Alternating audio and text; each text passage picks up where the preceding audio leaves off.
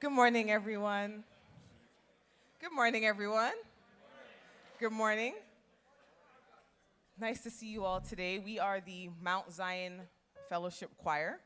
We are here to minister and to sing to you this morning while you enjoy your breakfast. I hope you enjoy and that you are all blessed by our voices today.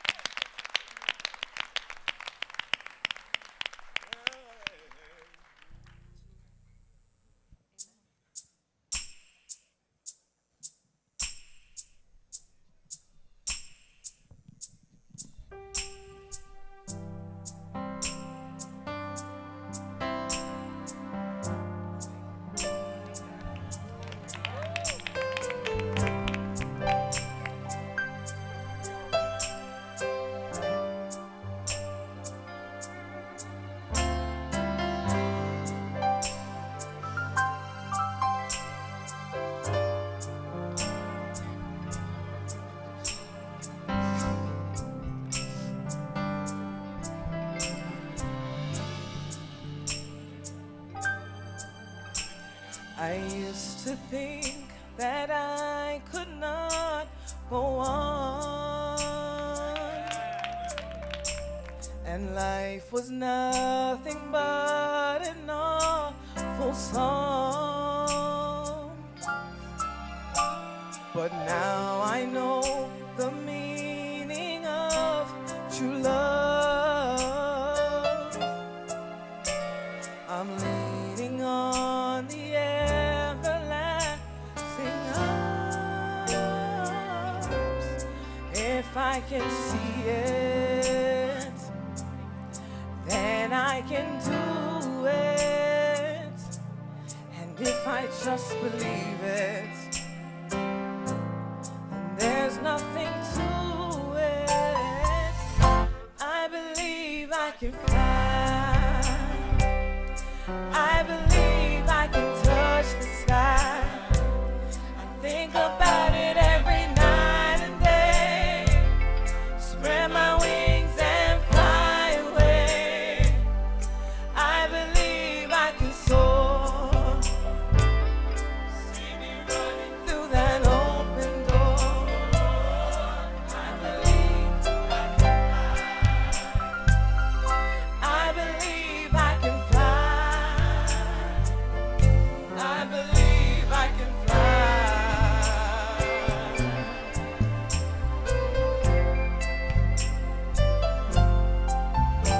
See, I was on the verge of breaking down.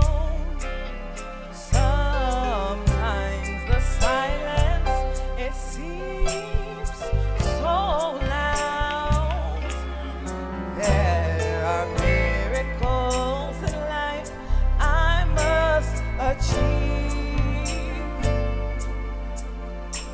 But first I know it starts inside of me. Oh, if I can see it, then I can do it. And if I just believe it, then there's nothing to it. I believe I can fly. I believe I can trust. I think every night and day. Spread my wings and fly away. I believe I can soar. Running through that open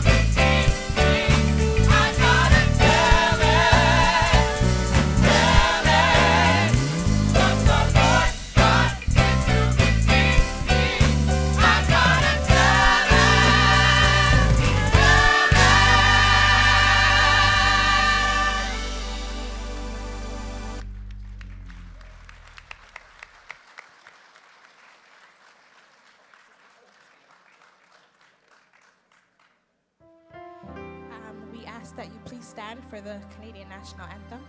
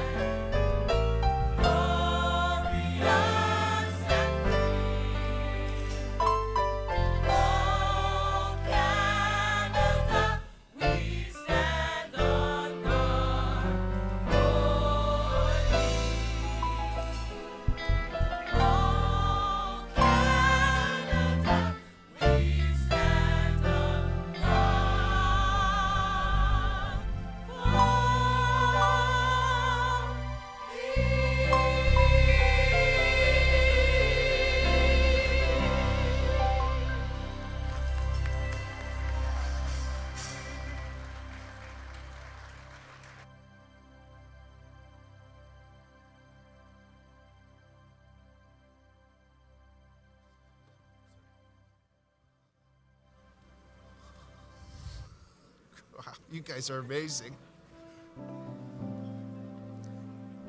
Wow. Am I on? Wow. I don't know why I'm doing here. That was wonderful. How about a nice hand for the Mount Zion Fellowship Group? Wonderful. You guys are wonderful. Thank you. Thank you. Good morning and bonjour. My name is Ken Lauppé. I'm the Senior Manager of Road Operations.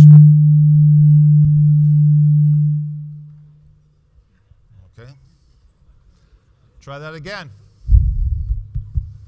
I'm the Senior Manager for Road Operations for my hometown, the City of Brampton Public Works and Engineering Department, and I'm also your OGRA President for 2017 and 2018.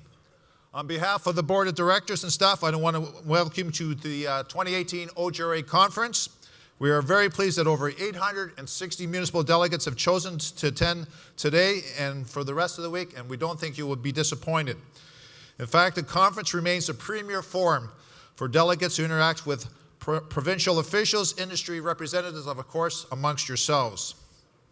2017 was an exciting year of growth for OGRA. One of the commitments that the board made was to apply a diversity and gender lens to both our workplace and board, something you will hear about more tomorrow. Accordingly, I want to begin acknowledging that the OGRA conference is being held on the traditional territory of the Mississaugas of the New Credit, First Nation, the Haudenosaunee, the Huron-Wendat, and home to many diverse Indigenous peoples. At the same time, I want to acknowledge that we're coming to the end of Black History Month. You have seen the historic achievements made by Black Canadians displayed on the screens earlier this morning. And you will have enjoyed the sounds of the wonderful Mount Zion Fellowship Choir, who provided us with an inspirational start to the conference. It is important that the municipal sector recognizes how far we have come and how much work we still have to do to make sure we are representing all Ontarians. The Ontario Board of Directors sincerely believes that this year's conference has something for everyone. The theme for this year's gathering is the challenge of change. In the spirit of that theme, I do have some few changes in the agenda I want to give you a heads up on. First, because of circumstances beyond our control, the autonomous vehicle workshop originally scheduled for later this morning has been moved to tomorrow, Tuesday morning at 10:45 a.m. in the Alberta room. Secondly, the interim leader of the PC party, Vic Videlli, will be speaking at 3:40 p.m. this afternoon rather than 4:20 p.m. as identified in the program. Again, PC leader Vic Videlli will be speaking at 3:40 p.m. this afternoon, a half hour earlier than indicated in the program. Lastly, Wayne Gates, the transportation and infrastructure critic for the NDP, will be speaking at 4:20 p.m. this afternoon. Unfortunately, NDP leader Andrew Horvath is unable to join us today. Please consult your smartphone app for latest and always up-to-date information. We again have some great plenary speakers: Janette, Sadik-Khan, Antoine Van Agmal, and Paul Smetantin, just to name a few, who are sure to provoke and maybe even ruffle some feathers. Those are the ingredients of a good conference. The selection of 15 concurrent workshops will make it tough for you to decide what sessions to attend. Building on the success of last year, we are once again offering 6 technical briefing sessions on issues such as EDRs, electronic procurement, Ontario One Call, the Ontario Provincial Standards, and pavement preservation and recycling. And if that is not enough, our shift disturbers will be sure to pick your interest with their short but insightful take. We have over 120 exhibitors with us this week who are excited to meet with you. Please take some time during the next 2 days to visit with them and learn what they have to offer. They will certainly appreciate your time spent with them. We have brought back the Delegate Lounge, which is in the Algonquin Room. On the main mezzanine level, delegates can relax, network, and if your smartphone or tablet needs a charge, you can use our secure mobile charging station. Yesterday, some of you attended our 4th Small Town Forum. I think you will agree that it was a very thought-provoking session, and I want to thank the folks from Alta Planning for organizing that session. I also want to thank the Canada Culvert for sponsoring and running the technical sessions. Sustainable and resilient bridges and culverts. For many smaller municipalities, the cost to replace one bridge can place a real strain on their budget. For the 4th year, we also held the Emerging Municipal Leaders Forum, and I want to thank Seneca College for their gracious and generous sponsorship. With their aging population, and I don't think they're talking about me, the Grey Wave will be transitioning out of the workforce, leaving a huge knowledge vacuum. We had over 70 students from across the province learning about important work that municipalities do, and who knows, some of these bright and young, eager minds may be working for your municipality someday. I would dare say that this is the boldest program we've ever offered. It is truly packed, one we believe will sure to please everyone. Again, on behalf of the OGRA board and staff, thank you for coming. I also want to take a moment to thank our sponsors. Without their support, OGRA could not put on such a great conference. We would also not be able to do a lot of things that we do for you over the course of the year.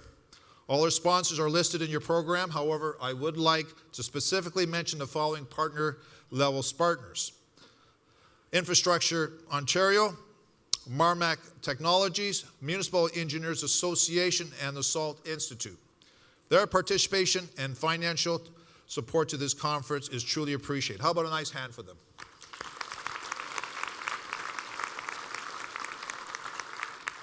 Before we move on to our first session, there are a few housekeeping matters. As a courtesy to our speakers throughout the conference, please silence your phones. If you would like to attend the OGRA Awards Luncheon tomorrow and or the OGR Social, it's 80s night. Tomorrow evening, you may still purchase tickets in registration Salon A up until 4:30 p.m. today. Your name badge is also your admission to all sessions and workshops and should be worn at all times. Only delegates wearing official conference badges will be allowed entry into all sessions. We would also draw your attention to the form printed on the gray paper, which was given to you at the registration. Our final word panel of municipal experts needs to be put to work. So please put your questions in writing and drop them off in Salon A before noon tomorrow. Then come out Wednesday and hear the answer or advice on your issues. If you've not done so already, I strongly recommend that you download the conference app. The app has all the conference information you could possibly need. If you're staying here at the Fairmount, you could also get free Wi-Fi. All you need to do is sign up for the President's Club membership. It's free, and in addition to free Wi-Fi, you get some other perks. If you're not staying here, you can access free Wi-Fi on the lobby level.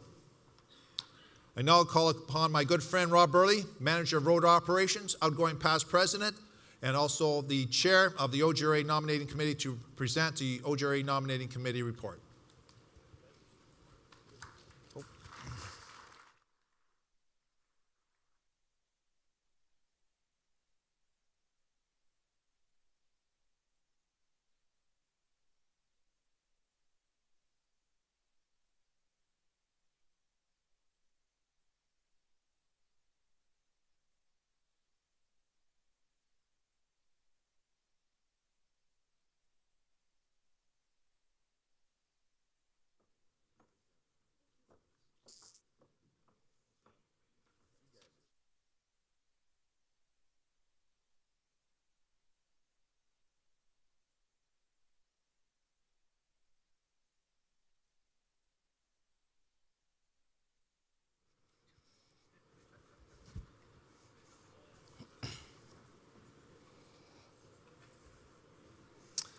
Hello. It's my pleasure to present the report of the OGRA Nominating Committee. Under Section 26 of the Constitution of the Ontario Good Roads Association, the Nominating Committee shall report to the annual conference its slate of 11 directors. The Nominating Committee placed the following names in nomination for the 2018-2020 term. Paul Ainsley, Councillor from the City of Toronto. Antoine Boucher, Director of Public Works and Engineering, Municipality of East Ferris. Andy Bruzovich, Councillor, City of Sarnia. Dave Burton, Mayor, Municipality of Highlands East. Matthew Green, Councillor, City of Hamilton. Yolaine Curlew, Councillor, Municipality of Sioux Lookout. Steve Kadama, Director of Transportation Services, City of Toronto. Brian Lewis, Councillor, Town of Halton Hills. Virginia Ridley, Councillor, City of London. Paul Shopman, Mayor, Municipality of St. Charles. And Michael Tao, Manager of Operations for the County of Peterborough. The following members will also serve on the OGRA 2018-2019 Board of Directors. Chris Trainey, Incoming President and County Engineer, County of Middlesex. Rick Kester, First Vice President and CAO, City of Belleville. Rick Harms, Second Vice President and Project Engineer, City of Thunder Bay. And Ken Lauppé, Immediate Past President and Senior Manager, Public Works and Engineering, City of Brampton. The Nominating Committee circulated its report to the OGRA membership on November 20th of 2017 and called for additional nominations. No additional nominations were received. As a result, no elections are required and all candidates are declared elected. Please join me in congratulating the new OGRA board.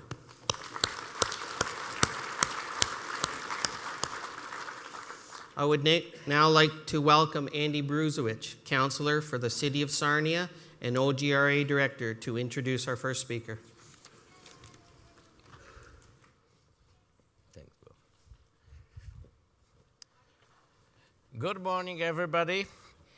The Ryerson Institute for Infrastructure Innovation provides a catalyst for innovation on all aspects of infrastructure design, construction, financing, maintenance, and operations.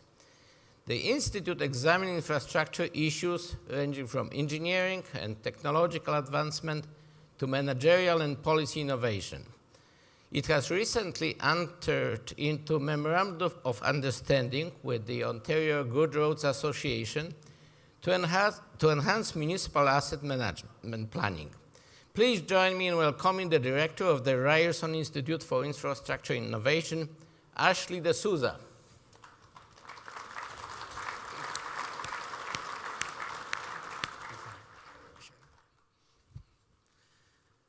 Thanks, Andy. Appreciate the introduction, and good morning to everyone. Wow, that was an amazing performance earlier. I don't know how to follow that, but I'll try my best. It's great to be back at the OGRA conference, and as today's first shift disturber at this year's conference, I promise to be brief, but hopefully thought-provoking, and leaving you to want just a little bit more in terms of what we do and what we're about. So public infrastructure is the backbone of our economy. Around the room here, we all know that. Unfortunately, our infrastructure is aging and under distress, requiring significant upkeep. The reasons are various and long-standing.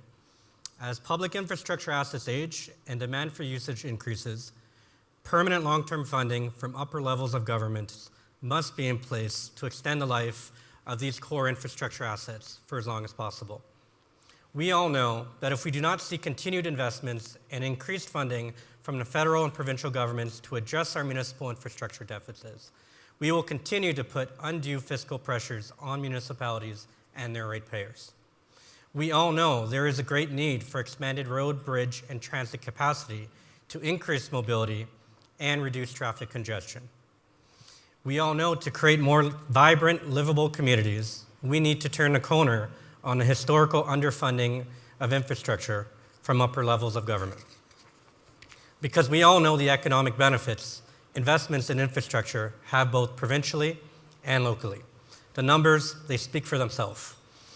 In Ontario, recent research shows that $1 billion invested in infrastructure generates and supports $16.3 billion in GDP in the province over 30 years. Research also shows that these investments also support over 85,000 jobs right across the province and creates $1.7 billion in provincial tax revenue and $1.6 billion in federal tax revenues. It is in response to these important public policy issues that the Ryerson Institute for Infrastructure Innovation, or RIII as it's known, was launched as part of Ryerson University's city building strategy through the Faculty of Engineering and Architectural Science. RIII was established with a vision to become a world-renowned research and training institute that provides innovative technical and policy solutions to contemporary infrastructure challenges. At the Ryerson Institute for Infrastructure Innovation, we recognize the always evolving infrastructure procurement landscape. The procurement models are changing, new methods and materials are being implemented, and new technologies are coming to market. We understand that our greatest infrastructure challenges cannot be solved without coordinated efforts and innovation. That's why we partner with companies, government, and industry associations to help advance the infrastructure agenda through state-of-the-art research, executive education programs, and student training. Our faculty, researchers, and students help provide comprehensive solutions to the development of smart, sustainable, flexible, and resilient infrastructure systems in 5 key areas. 1, innovative project delivery. 2, infrastructure asset management. 3, transportation and ITS. 4, innovative construction materials, systems, and designs. And 5, climate change adaptation and resilient infrastructure. Over the years, I've noticed that there exists a knowledge gap in many areas of infrastructure development and procurement. Academia can play an important role by helping to bridge this knowledge gap. And that is exactly what the Ryerson Institute for Infrastructure Innovation endeavors to do. So as mentioned earlier, we've entered into an MOU with OGRA in one of these key areas, municipal asset management planning. OGRA, as we all know, has been an industry leader over the years when it comes to infrastructure asset management, promoting sound public policies around the development of municipal asset management plans, and advocating for support and permanent funding from the province and federal government for its members has always been a top priority for them. Research, data analysis, and the development of best practices in the areas of asset management planning and preparation, particularly with OGRA's asset management project, is another way in which OGRA is showing leadership on this file. And lastly, OGRA's Academy for Asset Management, which is a comprehensive professional development program for managing municipal infrastructure needs, providing staff with the technical expertise and training to manage the financial, capital, and operational needs of public infrastructure assets. So you sit here and you ask, why do I bring up all these OGRA initiatives when you hear talking about RIII? Because RIII will be an academic partner to help provide technical advice, research, and education and training support to all of these programs. Over the coming months, you'll hear more about this partnership and how by working together with OGRA, RIII helps to support its members. I am delighted to see municipal asset management planning as having such a prominent role throughout this year's conference. RIII's academic director, Dr. Arnaud Duan, will be participating in the first of 3 municipal asset management workshops this morning on prioritizing projects. And I would encourage anyone interested in learning more about the work we do at RIII and our research to participate. Finally, I just want to thank Joe Turney and the entire OGRA team for putting together another amazing packed conference and for inviting me this morning to speak a little bit about our MOU and the work we do at RIII. I hope everyone enjoys the rest of the conference. Thank you and enjoy. Appreciate it.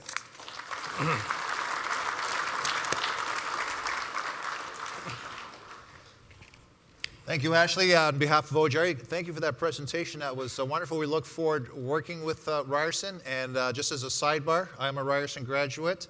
Rob Burlie is a Ryerson graduate. Director of Capital Work for City of Brampton, Jane Holmes, is a Ryerson graduate, and I know you're coming to Brampton as part of our new university, so we look forward to seeing you there. Appreciate it. Okay, Thanks thank so you. much. Thank you, Ashley. How about a nice hand?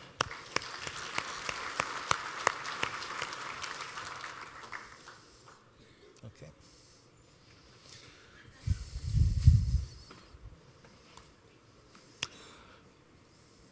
Our next speaker is Janette Sadik-Khan, and she's one of the world's foremost authorities on transportation and urban transformation. She served as New York City's Transportation Commissioner from 2007 to 2013 under Mayor Michael Bloomberg, overseeing historical changes to the city's streets. This included closing Broadway Avenue to cars in Times Square, building nearly 400 miles of bike lanes and 7 rapid bus lines, launching the largest bike share program in North America, and creating more than 60 plazas citywide. A founding principal with Bloomberg Associates, she works with mayors around the world to reimagine and redesign their communities. She chairs the National Association of Transportation Officials, implementing new people-focused street design standards, including the Global Design Street Guide, which has been adopted by 54 cities and organizations around the world. She's the author of the Street Fight Handbook for Urban Revolution. How about a nice, warm OGRA welcome to Janette Sadik-Khan.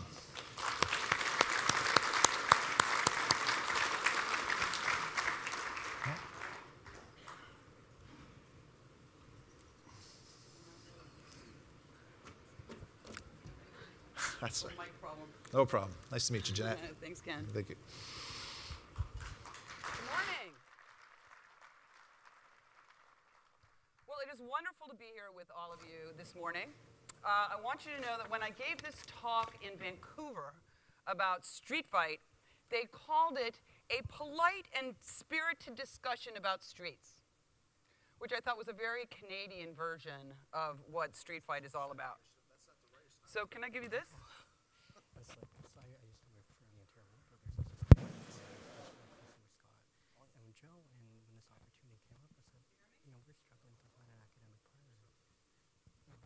We have this opportunity. I want to take it and see what we can do to develop some real synergy. So we have like 12 professors that are working with us. All our work is like really hiring students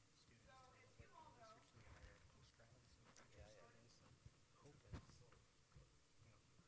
none of these institutes from an academic standpoint exist in infrastructure.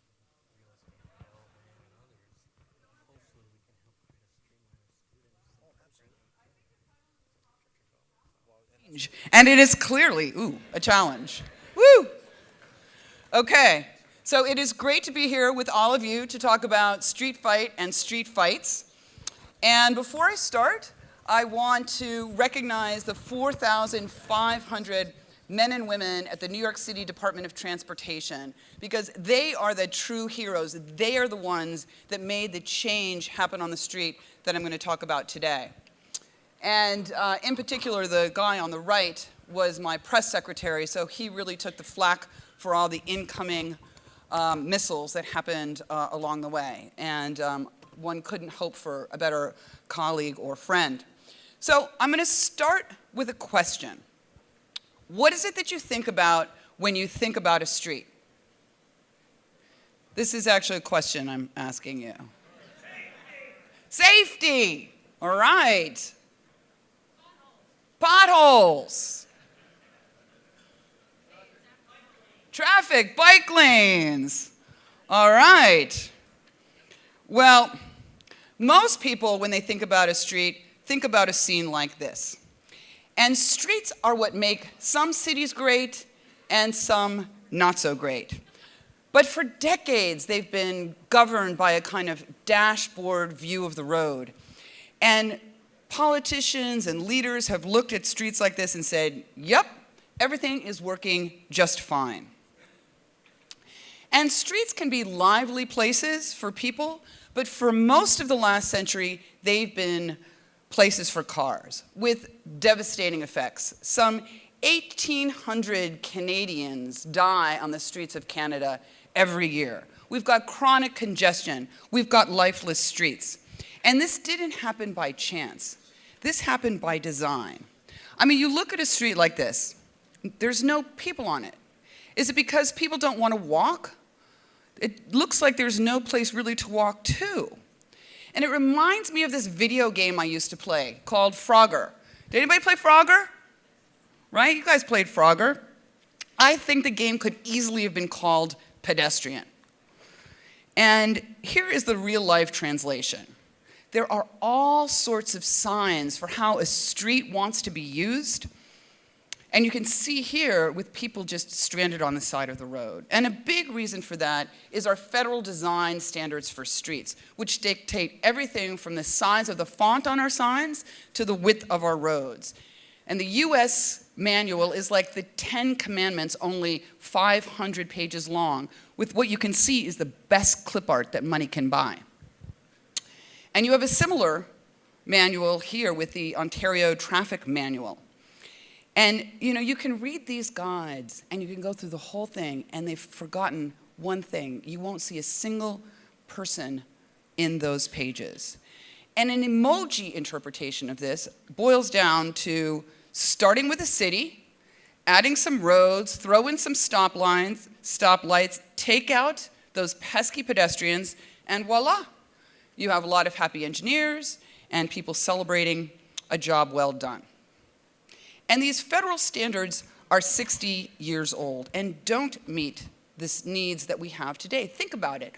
If you were in business and you didn't change your business for 60 years, your major capital asset, do you think you'd still be in business? Probably not. And it would be really great if our streets could just sort of update themselves like an app. You could just, voila, safer streets, voila, add some benches, some bike lanes, some bus lanes. Everything on the street would just update. Bike lanes, pedestrian islands, safe streets. The closest thing that we had to an update button was Mayor Mike Bloomberg's Plan YC, which was this long-range plan to look at how are we going to accommodate the 1 million people that were expected to move to New York City by 2030 and still improve the quality of life in our neighborhoods and our business districts. And this had profound implications for how we used our streets. And we developed a strategic plan at the New York City Department of Transportation to match that vision, to make it easier to walk, to bike, to take transit. And we created 400 miles of on-street bike lanes. We created 60 plazas, 7 rapid bus lines, the largest bike share in North America, and we had the safest streets in 100 years. That's the short version. The slightly longer version is that every day was a fight to give people more choices. And we were fighting to change the culture of New York City, to set it in a new direction. And we learned some lessons along the way. The first was that you can paint the city you want to see. And you can accomplish a lot with just the materials you have on hand, and it doesn't cost a lot of time or money. And shortly after I started, we created our first pedestrian plaza in Brooklyn, and we turned it from a parking lot to a place that people wanted to be. And again, we did it over a weekend and just painted the curbs, put out tables and chairs and planters, and it didn't take years of planning studies or millions of dollars. We just showed people what the possibilities were for their streets. And we made these transformations all over the city. 14th Street, which had this very outdated traffic pattern, and now you can see people that are there from 3 a.m. to 3 p.m. An Apple store moved right next door. This is in the meatpacking district, and it is this great new public space. We moved a little bit north and did this at Madison Square, which was this tangle of traffic where 3 streets came together, converging. The pedestrian crossing was longer than a football field. And so we redesigned it, and we created 65,000 new square feet of pedestrian space. And this was actually right after we had closed the space with the orange traffic barrels. And you can see, like, this is 2 hours after we closed the space. And, like, these kids came out and from this art class and just started sketching, right then. It was like a weird sort of Star Trek episode. Suddenly, nobody was there, and then zip, we had, like, all these people that were there in the plaza. So today it is one of the most successful public spaces in the city. And you can see people will actually choose to sit in the street, in the plaza, rather than in the park next door, just to feel the pulse of the city. So after creating a showcase of what was possible on New York City streets, we took our toolkit to the crossroads of the world, Times Square. How many of you have been to Times Square? Great. And how many of you were in Times Square before we closed it? And after? Okay, so some of you have seen the changes. And many of you know Manhattan is on a grid, right? Most of it is north, south, east, west, right? But Broadway cuts a diagonal. It cuts through the grid. And it does great things. It creates these public spaces where all three streets come together, but it also creates gridlock because you've got 3 intersections to deal with and 3 traffic lights instead of 2. So it created this tangle of traffic. And people had tried for years to fix it with slip lanes, with signal changes, and nothing worked. And that's because at the heart of it, it was a math problem. We had 350,000 people going through Times Square every day on foot, and yet they only had 10% of the space. They were 90% of the traffic, but they only had 10% of the space. And people used to trade the safety of the sidewalk for the street just to get by, because it would drive New Yorkers. You know New Yorkers, right? We're all sort of crazy, and we really want to go fast. And so what would happen is people would come to Times Square, and they would walk hand in hand with their friends and family, and they'd look up at the billboards, and they would stand there. And New Yorkers, we would go crazy, and we would just jump around them to try to get by them, just so that we could move quickly through the space. So we brought this idea to Mike Bloomberg that we were going to close Broadway to cars from 42nd to 47th Street. We were going to do it as a pilot, and we would try it. And if it worked, we would keep it, and if it didn't work, we would put it back to the way that it was. And I will never forget going to City Hall, meeting with Mayor Bloomberg, and all of the deputy mayors were sitting around, like tables like these, and he went around the table and he asked all the deputy mayors what they thought of this idea. And let's just say, as we went from deputy mayor to deputy mayor to deputy mayor to deputy mayor, my heart sank further and further because it didn't look like this had a lot of hope. And I forgot to mention it was also in the middle of his re-election campaign. So that might have had something to do with it. But I will never forget, at the end of the poll, Mike Bloomberg turned to me and he said, I don't ask my commissioners to do the right thing according to the political calendar. I ask my commissioners to do the right thing, period. And he shook my hand and he said, let's do it. So we did it, and it worked, and people came out immediately. And these beach chairs became a kind of symbol of the city. All of you are all involved in infrastructure, right? So we all know that something always happens with a project, right? When you're trying to get something done, there's always a last-minute glitch, something like that. Even when we did Times Square, we were all excited. We briefed everybody on it. We'd done all the engineering, all the modeling. And what ended up happening was the night before we put out the barrels and we look out, we've created 2.5 acres of new public space, but there was nothing there. And we freaked out. It was like, oh my God, we got to put something there. So we actually ran to Pinchick Hardware Store in downtown Brooklyn and we bought beach chairs. We brought hundreds and hundreds of beach chairs of the kind that you can see here, right? And the next day when it opened, the only thing people talked about was the beach chairs. They didn't talk about the fact that we'd closed Times Square to cars. They talked about the beach chairs. Did you like the beach chairs? The color of the beach chairs. So I say to you, if you've got a complex project, just throw out some beach chairs. It's a great way to go. So, and we programmed the space and brought all sorts of new uses to the table. It's great for things like love and marriage proposals. It was great on Valentine's Day.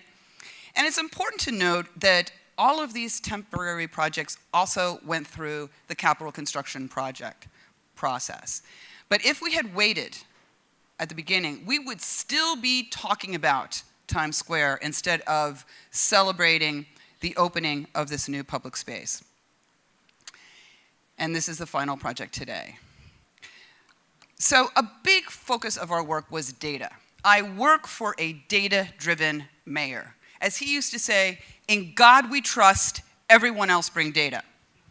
And so we brought lots of data, lots and lots of data. And we spent time measuring things beyond just traffic times and traffic flow.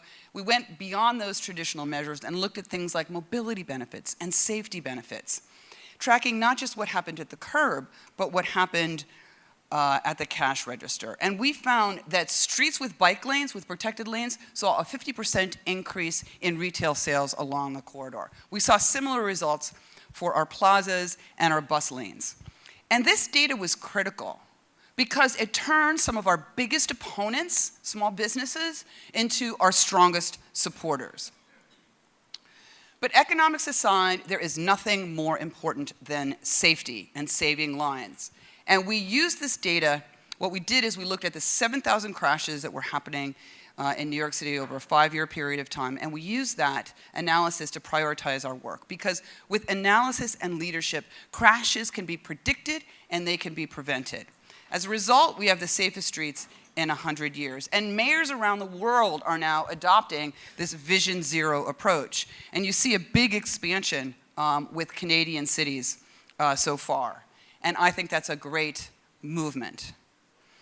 And it also demonstrates that great ideas cross borders and that no one has a patent on pavement. Every city is unique, but we face many of the same challenges. So you don't need to reinvent the wheel. If you see something that you think is going to work on your streets, try it out. And I had heard about the rapid bus programs in Curitiba and Bogota, so I went to check them out. They were turning trips that used to take hours into minutes. And it was a great lesson for New York City, because New York City has the largest bus fleet in North America, and we have the slowest bus speeds. As my chief engineer used to say, that the only way to get across town was to be born there. Right? And that's just not a great plan.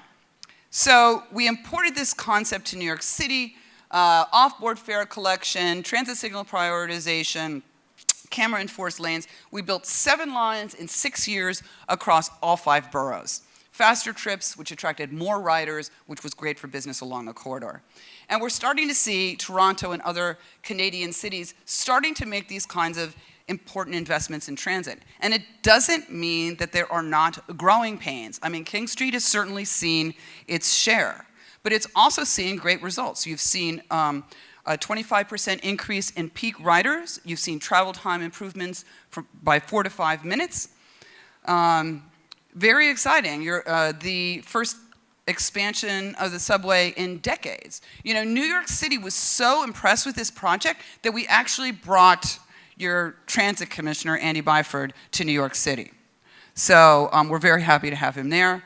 And it's also exciting to see what's happening in Ottawa with the light rail network. Because as we all know, investments in transit are investments in the future of cities. Now, we brought a very similar approach to our bike lane project. We moved quickly to show it was possible. I'd gone to Copenhagen and seen what they did to basically move the parked cars away from the curb and use those cars as a way to provide a protected barrier for cyclists. And it was a really great way to help build out our network fast. And so this is our network in 2007, and this is our network in 2013, and I love doing this because it just looks so easy, just no problem, lines on a map, no issues with that.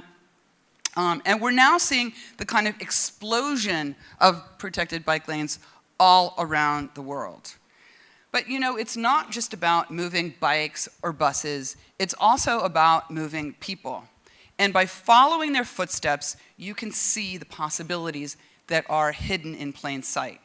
Whether it is the need for a mid-block crossing here in Midtown Manhattan between 6th and 7th Avenue, we created 6th and Half Avenue, channeling a little Harry Potter, or the need for a sidewalk, which is written in the grass, or a public plaza in a neighborhood that lacks any public space.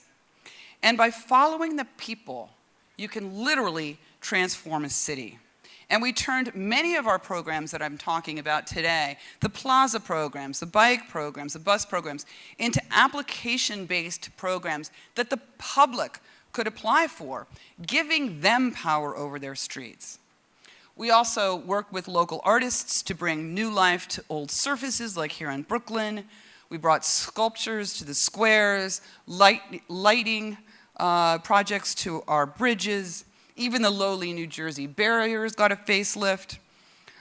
We brought new sound and light shows to tunnels during our Summer Streets program, where we closed Park Avenue, 7.5 miles of car-free streets every summer. And in a city where this used to pass for public seating, which is really not great for kids or even fire hydrants, we added thousands of new benches. And we asked New Yorkers, actually, where they wanted us to put them. And we started a system of wayfinding. You know, New York City had a great system of signage for cars, but not a great system of signage for people on foot. And we actually did a survey, and we found out that at any point in time, 10% of New Yorkers are lost. And that's just the 10% that would admit it. So obviously we had some work to do.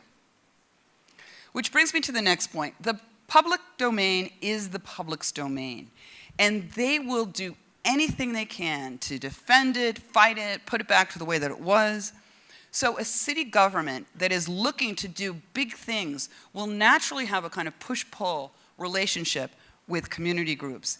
And building those relationships is as important as anything that you put down in concrete, asphalt, and steel.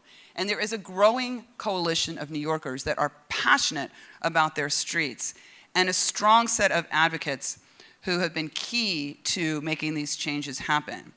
And you have a huge and a very impressive network of advocacy groups here. Raise your hand if you're involved in any of these groups. Okay, so a few.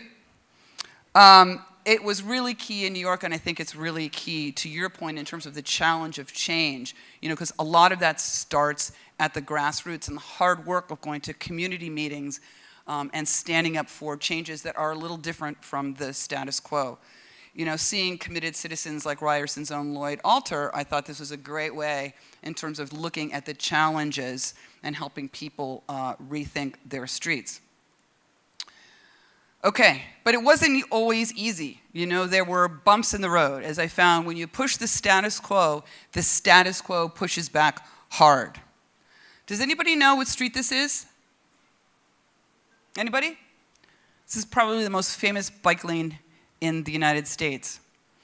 So this is called Prospect Park West, and the community asked us to fix it. They asked us to put in a two-way bike lane to deal with the speeding, the sidewalk riding of the cyclists. So we did. We put in a two-way protected bike lane. Speeding went down 75%, cycling went up, tripled, and there was no cycling on the sidewalks. So all good, right? I mean, what's wrong with that? Not so much. So we had all these protesters come out, and they were objecting to the bike lane, saying that somehow the slower speeds made the street less safe. I really love the creativity. My favorite was like, "Don't be conned" by Sadik-Khan. You know, like you got to give it to him. Like, great optics. And a local paper really got kind of hysterical about it. Said that this street was the most contested strip of concrete outside the Gaza Strip. Really? And you can see what they found so threatening. I mean, who would want to live next to a scene like this? And it led to this full-blown bike lash.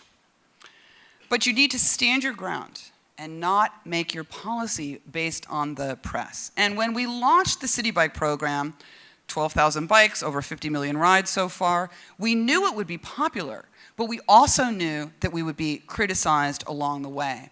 And a local magazine analyzed why it had such strong reactions. Turns out New Yorkers didn't like anything healthy, environmental, that involved sharing, or was vaguely French. It's my favorite, vaguely French. And a tipping point in this backlash came with a Wall Street Journal editorial board member who criticized us for being bike crazed and said that we and the advocates were part of this all-powerful bike lobby that was working hand in hand with the totalitarian mayor. And my hero, Jon Stewart, told it like it was. Just fucking bikes, lady, right? I think backlash is a sign you are doing something right. It's what happens when you challenge the status quo and you move to a new road order. And today, the typical rider looks more like the guy on the right than the Mad Max messenger on the left. And it's a big step. Bikes being used for commuting and for running errands, getting married, and it's popular. People are way ahead of the press and politicians when it comes to their streets. The last poll, taken at the end of the Bloomberg administration, found a 73% support for bike share, 72% support for plazas, 64% support for bike lanes. If this was an election, it would have been a landslide. And a sign of just how much had changed was when the next administration said that it was going to take out the Times Square plazas to deal with people in Elmo costumes who are soliciting tips from tourists. And it caused this huge backlash. And New Yorkers came out in droves to defend the new plazas. And if this is familiar, it's because Toronto is no stranger to battles over bike lanes and bike shares, you can see here on Jarvis. And thankfully, it seems like those kinds of pictures are from another era. And with leaders like John Tory and Jen Keesmaat, we're starting to see Toronto taking its place among leading cities, rethinking its infrastructure for people walking and biking and taking transit. And the reason is simple. As we've seen in city to city to city, if you want better streets that are safer and better for business, you can start by building a bike lane. Of course, bad habits die hard, as certain MPs, this anti-pedestrian bill shows. Thankfully, it's the zombie bill that's actually walking dead and not the people of Ontario who are using their streets every day. There are always going to be speed bumps along the way when you're dealing with the challenge of change, but you can't let them distract you from your goal of safer and smarter streets.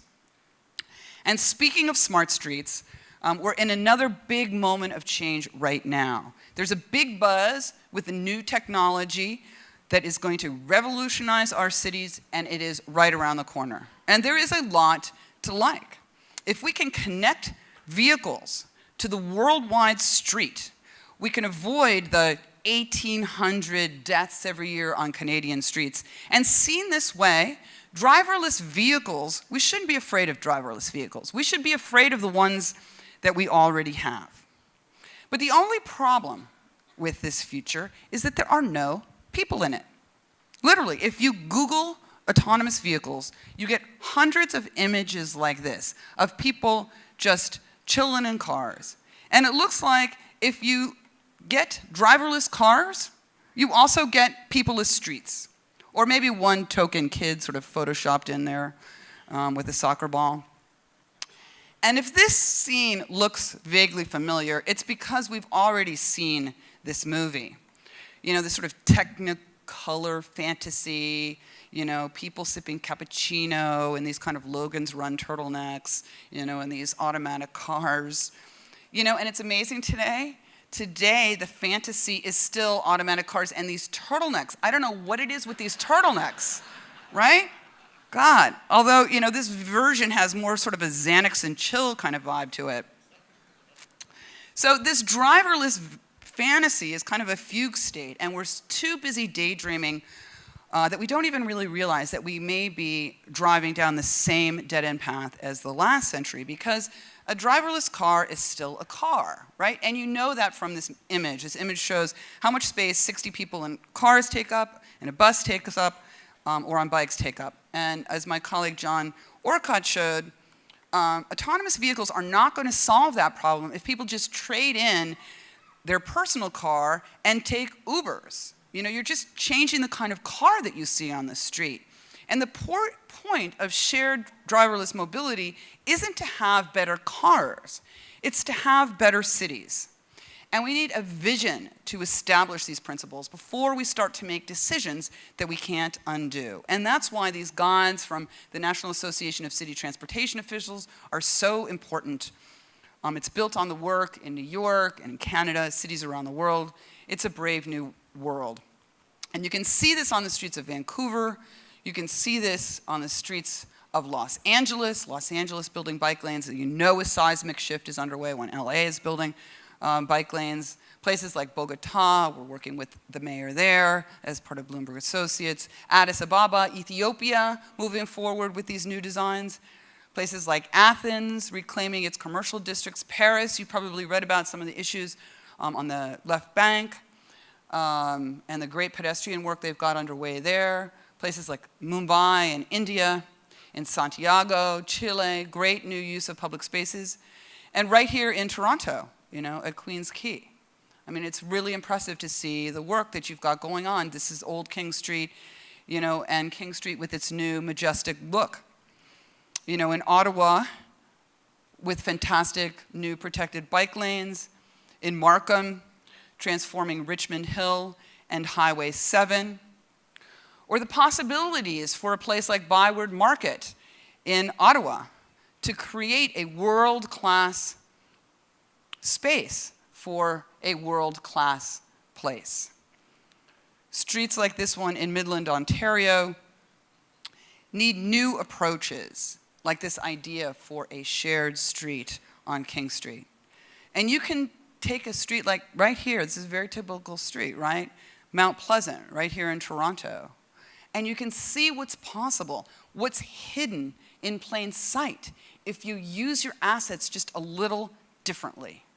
Because it is not a question of engineering. It is a question of imagination. And we know that it is a fight to make space for people. It is a street fight. But it is a fight that we can win. It is a fight that we must win. Because when you change the street, you change the world. Thank you.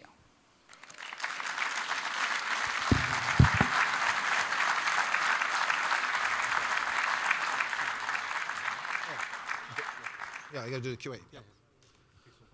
You can say, okay, well, come on back.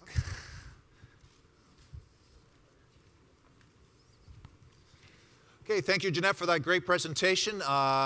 Active transportation is a reality in Canada, of course, especially in Ontario, so I'm sure there were some takeaways from your presentation that the delegates will bring back to their municipalities to implement. Now, Janette's been kind enough to stay a little longer to take some questions. We do have some mics set up, so be kind enough to step up to the closest mic, introduce yourself in the municipality, and Janette will be more than happy to answer your questions.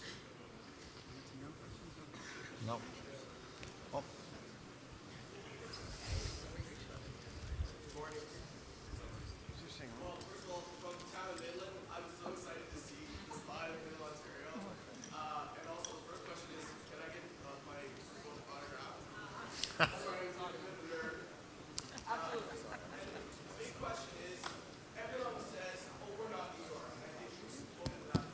That's it.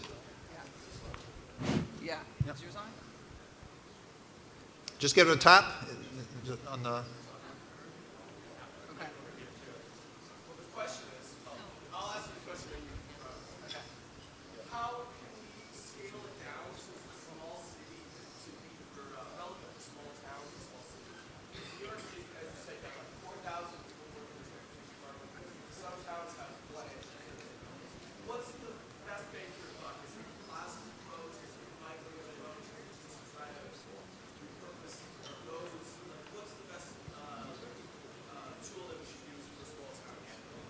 That's a great question. The question is, how is this relevant for small towns? It's great for New York City with 4,500 employees at the Department of Transportation. How do we do this in an area where we've got scarce resources and maybe one person in the Department of Transportation?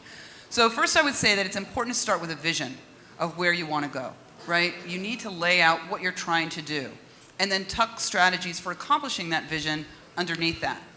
And it was really important for New York City because having this vision about accommodating a million more people made people understand why we were making these changes. It wasn't just we were throwing a bike lane out here or a plaza out there. We were actually trying to accomplish a larger goal. And that was really important in terms of the buy-in.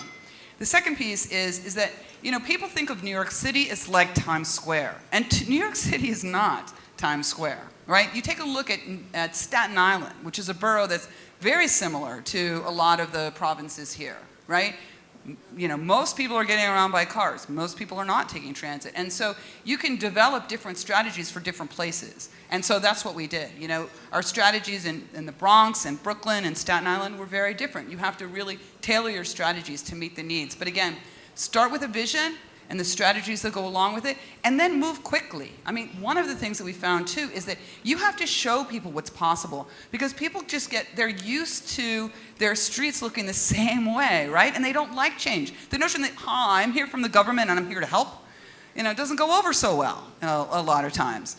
And so what we found was when we, you know, the Plan YC plan was this, you know, Plan YC for a greater and greener New York. And New Yorkers, you know, there are 8.5 million New Yorkers, they were very skeptical about this, right? They hadn't seen any changes on their streets in their lifetime. Why is this greater, greener thing happening? That's not gonna happen. And so that's why we moved quickly to show what was possible to literally paint the city. And by doing it, you know, in temporary materials, so that you can change it, move it, put it back to the way that it was before if need be, that was a really important way to get buy-in, to just show what was possible and to move quickly.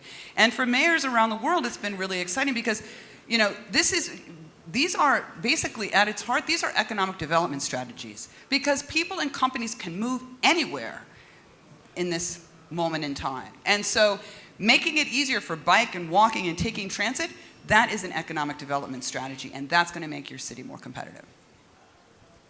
Good morning. Good morning. My name is Matthew Green. I'm the very proud Ward 3 City Councillor from Hamilton, Ontario. Post-industrial city, a city designed to get 40,000 people to and from industries that have largely diminished over the last couple of decades. So you had a slide, Janette, that had residents with the placards. Yes. And you talked about changing the culture. It's been my experience as a relatively new city councillor that the culture is actually still trapped inside our bureaucracy a little bit.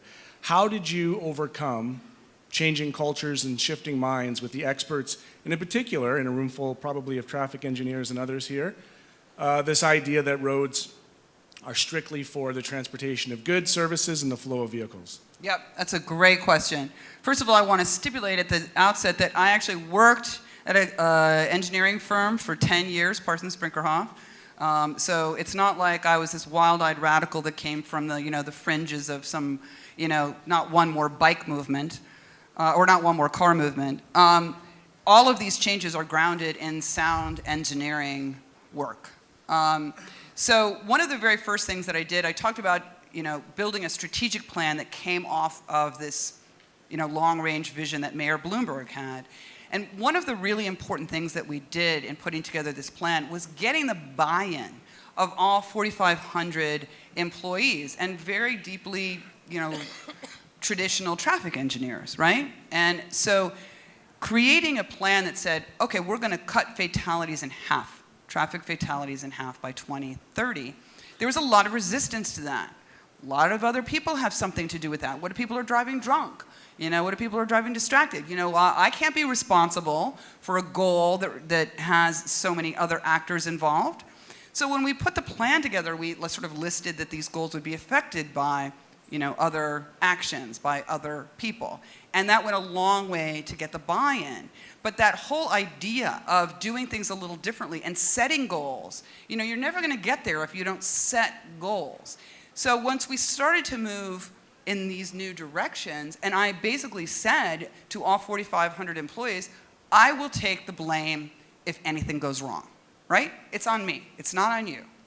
And once they saw that, you know, it was really interesting because it was like 40 years of transportation, very status quo work. You know, all of these employees, the work that I showed here, that's not me. That came out of the ideas that these employees had had for all this time. It was like ripping off the cover, you know, of a can, and all of these ideas were there once you sort of empowered them and said, look, I will take the blame, not you, and people didn't feel like they were going to be punished if things went wrong.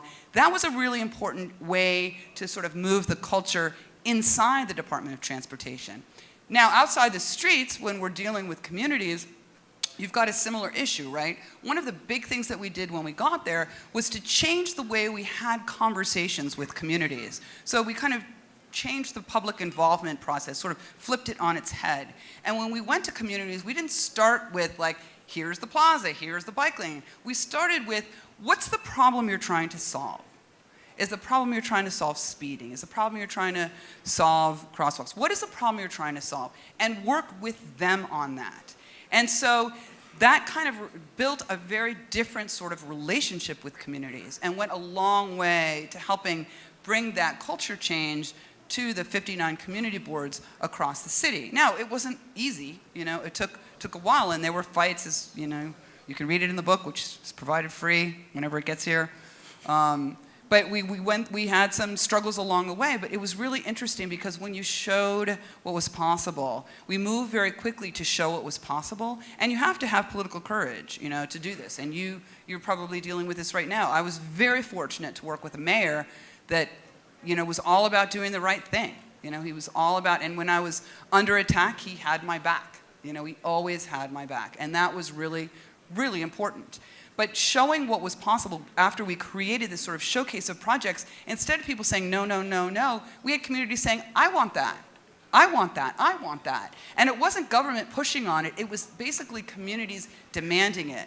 So that by the end of the Bloomberg administration, the thing that was so interesting was after almost 7 years, we went from, New Yorkers had a totally new vocabulary. They didn't know about bulb outs, bike share, dedicated protected bike lanes, none of that stuff. That was all new. But also by really working with communities and turning our programs into community application programs, so they applied to the New York City Department of Transportation, the demand was off the charts, right? So many communities wanted all of these plazas and bike lanes and bus lanes that it was almost impossible to go back, right? So it really didn't depend on who was the mayor or who was the transportation commissioner. The change was being demanded by the public. So my name is Scott Butler. I'm the Manager of Policy and Research for the Ontario Good Roads Association. My question is actually the antithesis of Councillor Green's. What happens when you have staff who are looking to implement this, but maybe confronting councils that are more risk adverse and have concerns that are maybe where the horizon for them is the next election and not necessarily an investment that pays off in 5, 10, or 15 years' time? That's a great question. So what do you deal with, how do you deal with this sort of political buy-in, with people that are very focused on four-year election cycles? Well, I ask because a lot of people in here would love to have Mayor Bloomberg having their back, but most of us don't have that fortune, right? Yeah, I understand that. And while having the political support of an amazing mayor like Mike Bloomberg is key, important, it's not the only thing, right? And so one of the things that I think is really interesting, I deal with this question because through Bloomberg Associates, we formed a not-for-profit consulting firm for mayors around the world. We provide our counsel for free, right? The only thing that they do is agree to implement the programs, and we work on a scope of work that is in the mayor's interest. And so what I found in talking to mayors around the world, all different kinds of mayors, all different kinds of situations, is one of the things that I do is I show the before and after of different kinds of changes that we've done. And one of the things that all of you know, because you're all involved in infrastructure, is that infrastructure takes a while to implement, right? 4 to 5 years to get a capital project through. And so there are very few things that you can implement within a 4-year cycle. So if you can show that we're going to try something, we're going to try it, and you can get this done within a 4-year cycle, and again, pilot it, try it out. We can always put it back if it doesn't work. You cannot argue that our streets are perfect and nothing should ever be changed, right? I mean, that's just not reasonable. Think about all of the changes that have happened in the last 60 years. Technological changes, social changes, economic changes. Everything has changed, and yet our streets have remained exactly the same. And so one of the things that we did with our projects, like something like our bike lanes. Our bike lanes, you can imagine our first protected bike lane, putting it down. And by the way, the local city council people were not supportive of this, right? So, but we said that we were going to try it, we'll see how it works, we'll measure it. Important that you've got the data before and after, because otherwise really people talk in anecdotes, oh, that went out of business. That store went out of business, even though that store went out of business before the project happened, right? Very important to have the data there. But to be able to show what the benefits were really, really key. And just moving quickly on a pilot basis allows you to start to get the buy-in. And there's really positive press, again, you can see, but you have to sort of hang in there and champion it. And again, one of the really important pieces is to have this vision of what you're trying to accomplish so that these projects aren't just one-off little projects here and here. They need to tie to a larger vision and a goal and a strategy of what you're trying to accomplish and where you want to go. Hi, my name is Neil Freeman. I'm a consultant here in Toronto. One of the things that kills great projects, like you've shown, is and maybe one of the great inventions of what you did in New York City is to do it on a temporary basis, not invest a lot of money and that. But there's been some great projects in Ontario and Toronto and Hamilton, elsewhere, where great visions, but it took a year or two to get the construction done, and some of the businesses died, while that was happening, or I know myself it's sometimes inconvenient to get to these places over construction tracks and things like that, and so when you think about what is happening in Toronto on King Street, one of the most vocal opponents of the change was the restaurant owners on the street that believed that their business would be better with cars than with increased foot traffic. And so given this dynamic, what can be done to sort of convince business owners that is it temporary projects? Is it what to sort of get them to see that their prospects are actually better with the innovations than with the streets as traffic? Yeah, that's a great question. I mean, we faced that in New York City. We were particularly around most of the projects, but in Union Square in particular, right there, we had a business owner who will go unnamed, who was completely opposed to the project, said that it was going to kill his project because everybody drove to the restaurant. And so what we did is we took staff out. I mean, one of the things that was, I sort of didn't really talk about is I think everybody at the Department of Transportation was rather relieved when we left office because everybody had to work at night too, right? Every member of my senior staff would go out at night to do things like these surveys. And so we surveyed everybody that came to this restaurant to see, how did you get here? And we found out that over 75% of his customers were not driving to the restaurant. They were coming on foot or on transit. And taking that information back to him to say, that's actually not how most of the people are getting here. Most of the people are getting here by walking or taking transit. That's really important, again, going back to the data piece, like looking at what those issues are. And the businesses in that neighborhood have gone up, seen a 49% increase in retail sales since we opened the street to people on foot and restricted it to cars, right? And it's not a surprise because cars don't shop. People do. So when you make it easy for people to get into stores and get into restaurants, it's good for the bottom line, and it's good for business. And you've seen that kind of result all over the world. And so there's a lot of reporting that you can bring to the table to say, this is what happened in London, this is what happened in New York, this is what happened, city after city after city. There's a great body of evidence and great body of work that shows that these kinds of investments are better streets, are better for business. Do we have any further questions?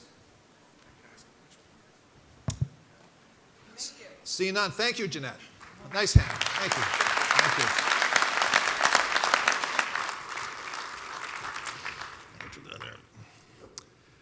That concludes our morning session. OGRA is pleased to have set aside, I guess we're at, just before 11 o'clock. Yeah, so we got some time to give you time to visit with our exhibitors. Booths can be found on the floor on the main mezzanine level. Coffee stations have been set up in the exhibit halls courtesy of the Hydro One Networks. Concurrent workshops will begin at 11:15 a.m. Please revert to your program and conference app for topics and locations. The afternoon sessions will start back in this room at 2 p.m. Thank you, merci. Enjoy the rest of your day and have a great time. Thank you.